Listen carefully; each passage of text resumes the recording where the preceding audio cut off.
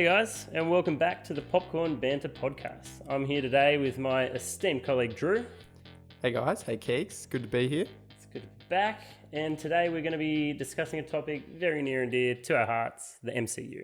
So I know that you have quite a few good opinions about this. We've talked about it in the past, so that's why I wanted to just ask you a couple of questions and see what you think.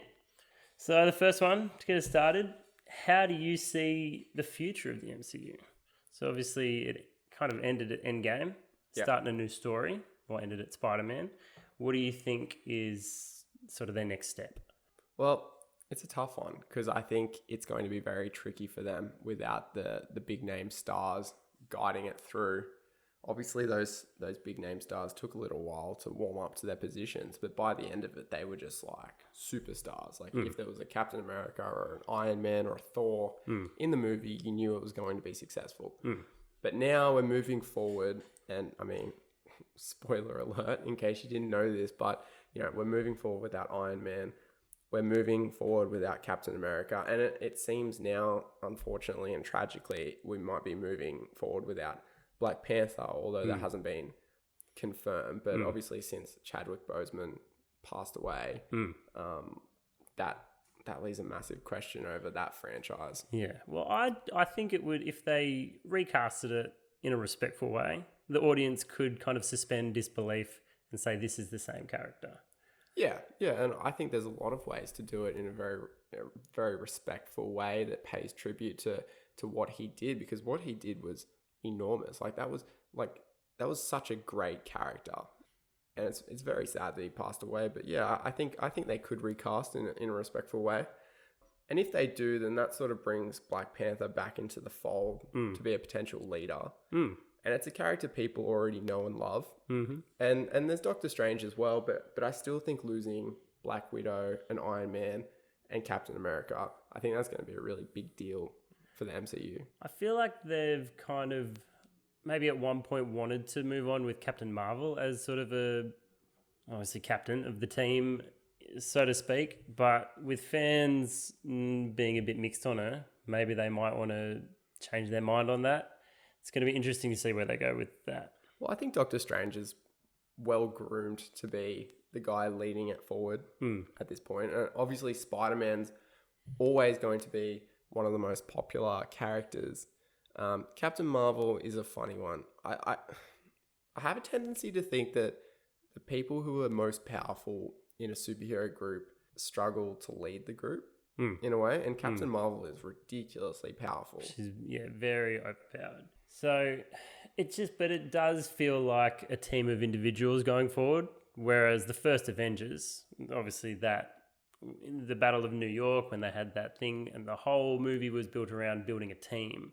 Going forward, it's Spider-Man, Doctor Strange, Ant-Man, Captain Marvel. They're all just kind of individual superheroes. Yeah, well, that's a good point. And maybe that's how they're going to look at it. So as you just said, they started as a team, and that team got built through all of the individual movies, and you knew that there was an Avengers movie just around the corner. You knew that they were building towards something. Right now, there is no Avengers movie slated anytime soon. I think their runway went to like 2023 originally, but that's been pushed back by like a whole 12 months. So God knows when.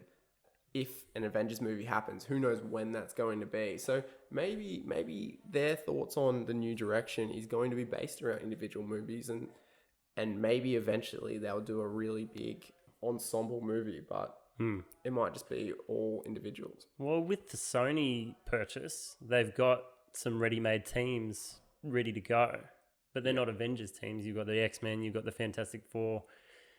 We did have Guardians of the Galaxy, so to speak, in the last one. It'll be interesting to see how they go with having a overarching. Well, I think that's the biggest decision they're going to have to make, because, like you said, they have some enormous catalogs of characters and teams that they can now choose from. So the Fantastic Four is obviously a big franchise that hasn't been done particularly well. X-Men has been done well, but there's also been a lot of hit and miss stuff. So they have an opportunity to bring both of those franchises into the MCU and do them in a really fresh way that will just expand their catalog of superheroes exponentially. Nothing's off limits at the moment. Yeah, and then you bring in, like, they could potentially have Deadpool there. What's going to happen with the Doctor Strange movie, the Multiverse of Madness. Well, they've already got Scarlet Witch confirmed for that movie. Yeah, and then also the other day, Electro, Jamie Foxx, confirmed that his character Electro was going to be in the third Spider-Man movie, which, you know, they haven't said whether they're going to do exactly the same character as the Amazing Spider-Man 2, but if they do, then that means that the multiverse exists, and it also means that Andrew Garfield's Spider-Man could come into it and team up with Tom Holland's Peter Parker. Yeah.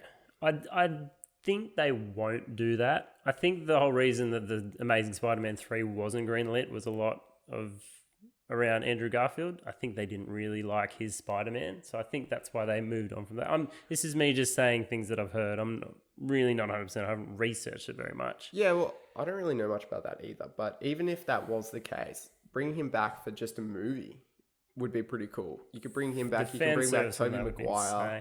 Can you imagine Tobey Maguire coming back as Spider-Man? I think if you build a movie that has those three Spider-Men in the same movie, I think you're guaranteed to get a $1.5 billion plus movie. Like they have that ace up their sleeve. They could use that. It would be awesome. Of course, they'd have to convince the actors to do it. Yeah. But it would be phenomenal.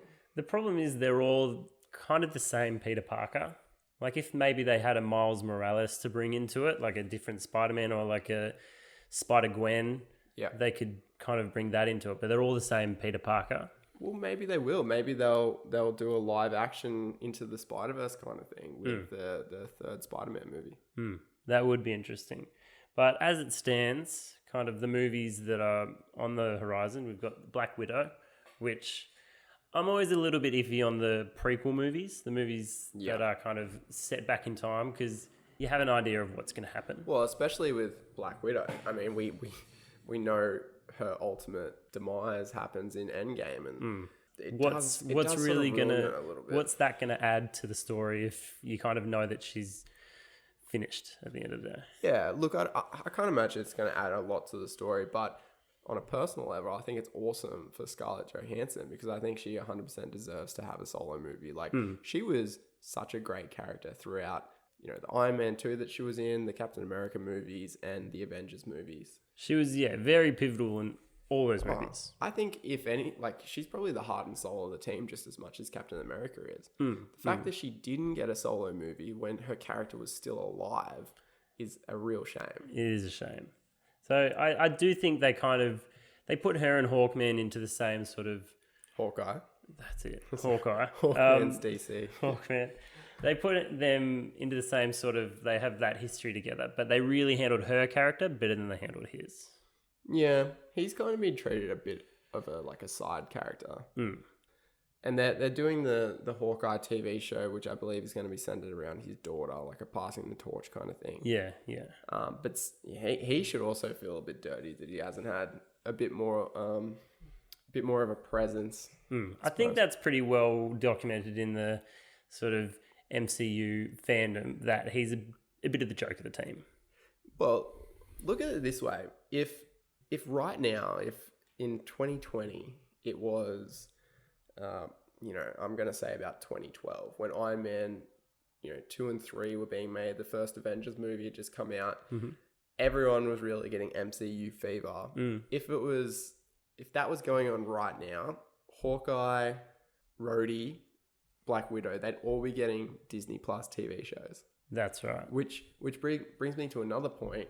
I think if they do it right, the TV shows could really help the MCU build a bright future because there's not as much reliance now on singular movies in order to get stars across. And even during their wildly successful years, there was still a bit of struggle to try and get a few people across. Like you mentioned before, Captain Marvel, Scarlet Witch is another one. Sure, I think her and Vision, I don't really know what they're doing with the Vision side of it, whether he's going to be back or not. Well, but they'll benefit greatly from a TV show. Yeah, I mean, that one looks like it's going to sort of warp your mind a little bit.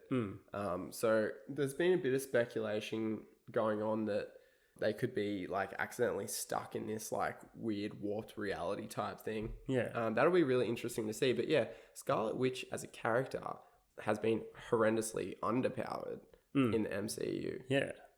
She could very much be the most powerful. Well, you saw it during Endgame. Like, she almost took Thanos down single-handedly just because she was angry.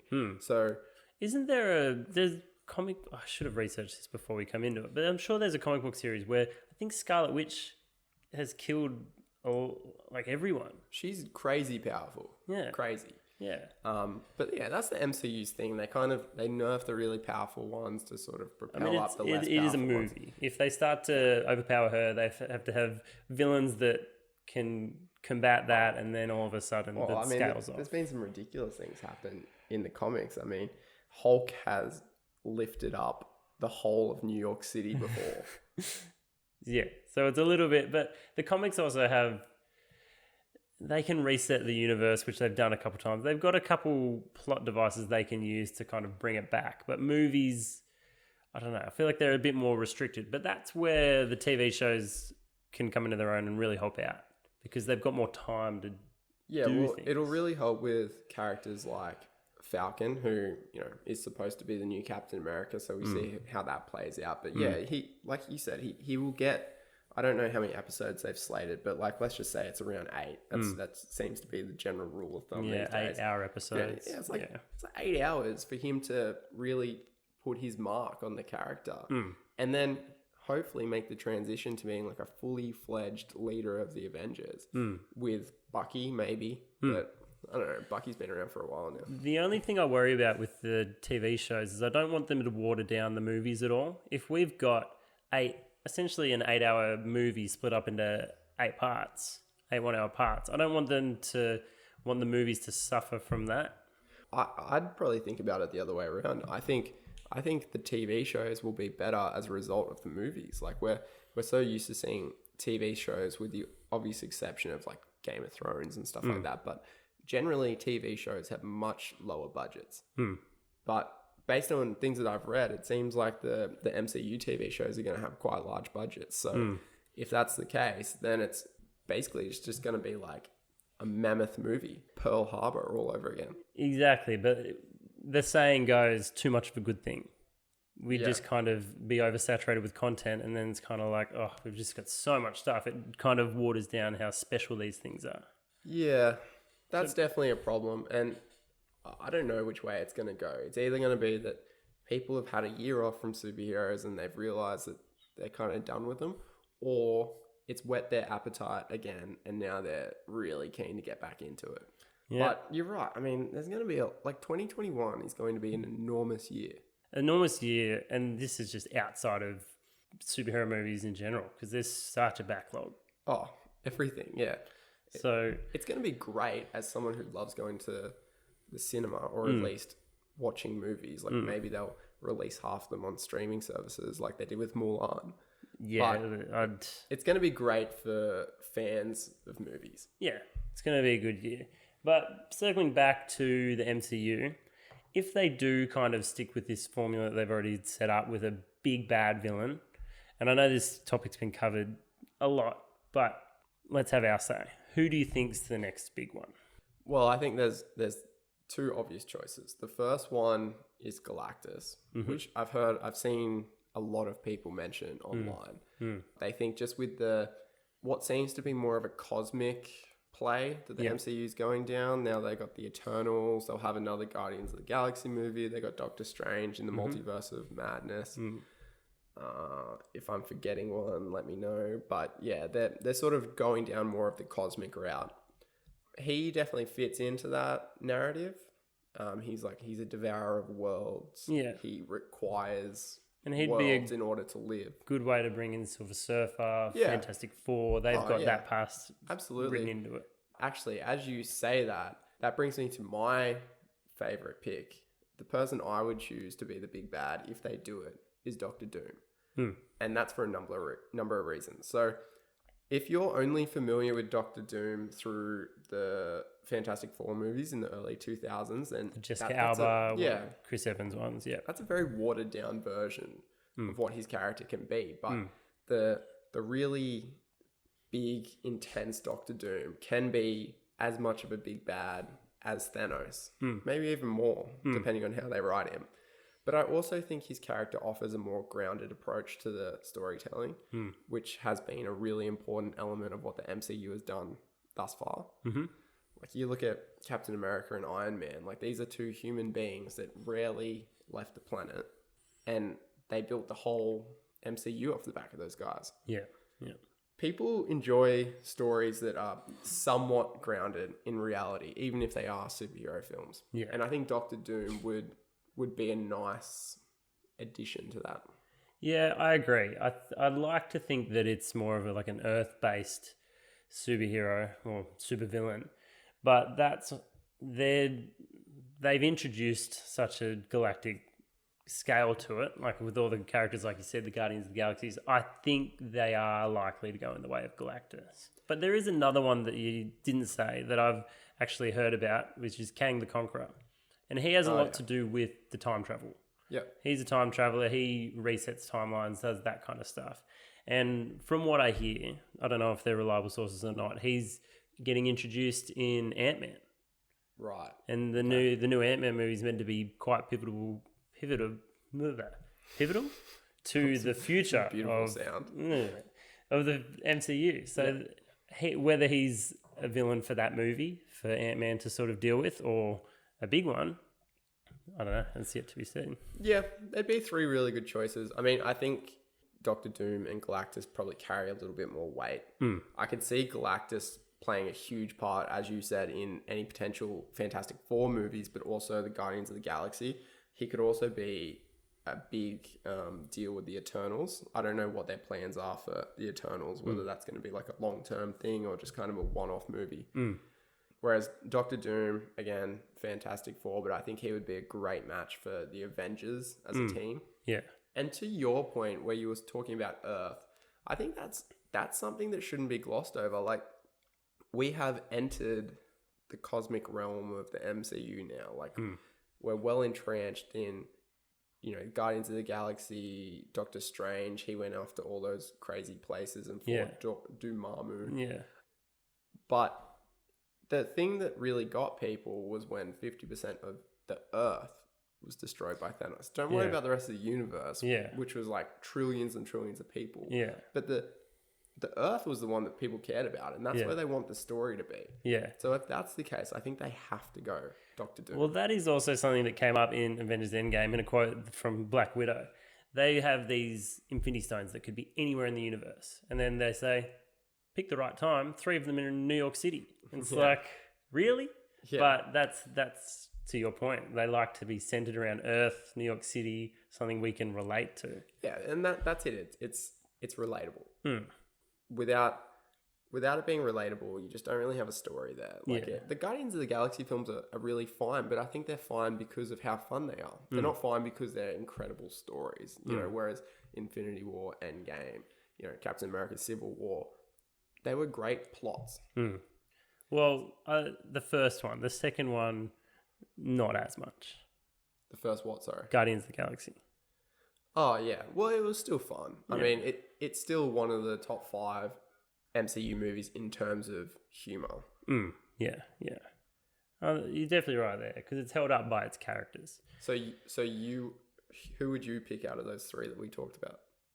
To be the next overarching Galactus, villain. Doom. I don't think it's unrealistic to think that they might do a combination. They could make a Galactus, not that they're working together, but they both tie into the Fantastic Four. Fantastic Four ties into the Avengers. They could have some kind of dual threat that they have to fight. It was that was definitely something I was thinking about the other day that would be pretty cool. I mean, because we have the Avengers, which is a team of superheroes. Like, what if we had a team of supervillains? The threat gets turned to 1,000. The only problem with that is that if this superhero genre keeps going and going and going, if Disney play all their cards at once, they kind of left themselves in the lurch there. So it's very much like fossil fuels. You use it up and it's gone. So of all the Avengers characters that we have now, who do you think will be the one to take the mantle forward? Like, who do you think is going to be the leader of the Avengers or the leader of the MCU? My first instinct was Doctor Strange. Yeah, he has a lot to do with multiverses and mixing things up. I suppose that'd have to be my answer. I don't see Falcon captaining the team. And I think that's a problem. I think it's a problem for Marvel, for the MCU, that we can't really imagine who the person to take things forward is going to be. Because there are so many characters that just haven't been built up yet. Well, it's kind of like, but that might be their strength. They might build someone up and it might be really surprising, but also good. And we might all accept this person as the leader. Here's the team. That could be something that they do. Yeah, well, it's going to be interesting to see how it goes moving forward.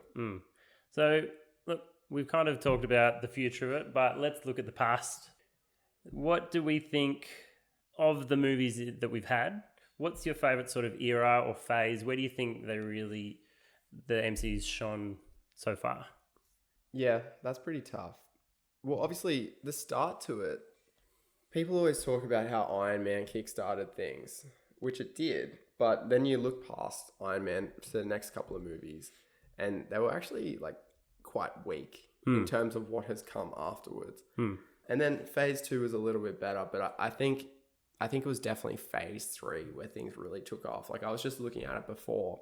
The movies in that phase were just incredible. You got Captain America, Civil War, Avengers Infinity War, Avengers Endgame, Black Panther, Doctor Strange, Spider-Man Homecoming. It's an incredible slate of movies. And Guardians of the Galaxy Volume 2 was also in there. Yeah. They introduced a lot of characters and they really went out with it, didn't they? Well, I think that was the moment that things really got quite serious. Yeah. And Captain America Civil War kind of was the cornerstone to all of that, because it split the Avengers apart.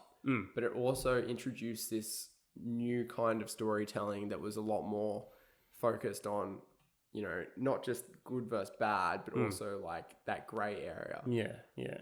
Which was fantastic, and it was just such a good movie. That's still my favorite MCU movie. Yeah. That's the one I would pick to watch over anything else.